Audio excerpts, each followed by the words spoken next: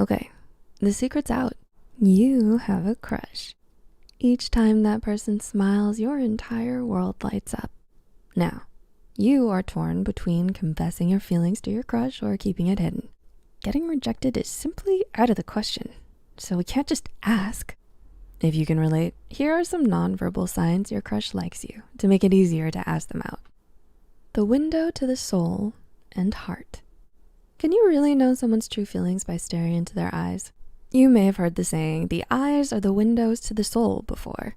But do you know the pupils are literally the windows to the eye? Cognitive psychologist Dr. David Ludden explained that the eyes may reveal a great deal about another person's emotional state. Furthermore, according to a 2015 study about pupil size, it was found that the size of your pupils speaks volumes about your emotions and intentions. Since we can't control the size of our pupils are a genuine indication of sexual or social interest. The bigger the pupils, the more interested we are. Imagine you're politely pretending to be interested in what your neighbor is saying as she describes every detail of her trip to the spa. You're so committed to your character that you decide to fake a smile. Even though your mouth is smiling, your pupils will be small, giving away the fact that you couldn't be less interested. Okay, what does this mean? The next time your crush looks at you, lock eyes, just for a moment. Do their pupils get bigger? If so, this might be a sign they have a crush on you. Preening. When you're getting ready for a date, do you spend the majority of the time in front of a mirror making sure everything's in its place? Of course. You want to make a good impression. But what about your crush? Does your crush brush their hair away from their face while you look away? Maybe they tug at their clothes and brush off lint when they see you unexpectedly. According to a study led by researcher John Daly, these patterns of behaviors oriented towards improving one's physical appearance in social environments are known as preening. Yeah, like a bird.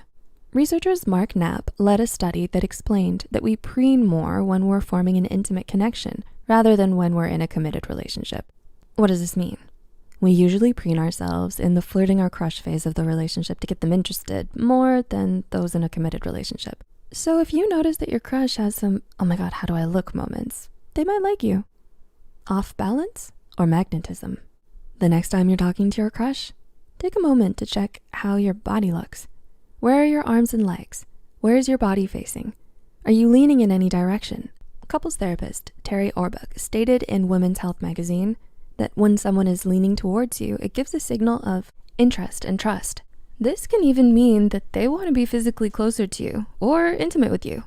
How does your body look when you're mad? Crossed arms, not facing the person you're mad at? Strong stance with hip popped out if you're standing, legs crossed if you're sitting? The next time you're sitting in front of your crush, look at their body posture. Is their body angled towards you? Is their chair positioned nearer to yours? If so, there may be a high possibility that they like you. Mirror, mirror. According to sex and relationship therapist Courtney Getter, in a Mind Body Green article, we unconsciously imitate someone's behaviors, mannerisms, and other gestures when we find them attractive. This active imitation is known as mirroring. It's a nonverbal way to demonstrate empathy and affection, a signal of connecting and bonding, and that you're engaged in the conversation you're having. Does your crush uncross their legs after you uncross yours? Do they speak using the same words as yours? Professor of psychology and neuroscience, Dr. Yuri Hassan and his colleagues found that these shared behaviors are more than just mirroring. Functional MRIs were used to investigate the brain movements of listeners and speakers. They found that the listeners' brain movements react to the speakers, and the connection becomes a wireless form of cerebral bonding. So after talking with and hanging out with that special someone enough, mirroring tends to be the result. Well, I guess it's true, as the saying goes. Imitation is the sincerest form of flattery. You remembered.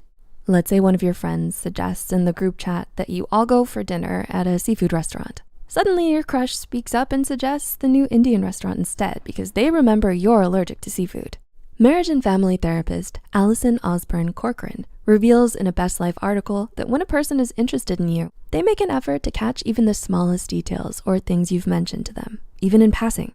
Maybe they'll remember your order at Starbucks or even your cat's birthday. Cognitive psychologist Dr. Sandra Langleg led a study that demonstrated when we admire someone, we tend to remember information associated with them better. For example, a person is more likely to notice and remember their beloved's favorite dish on a restaurant menu, or which pillow is your favorite to lay on. They remember those seemingly insignificant details because the person is significant to them. When we care about someone, we make an effort to recall things that are significant to the person.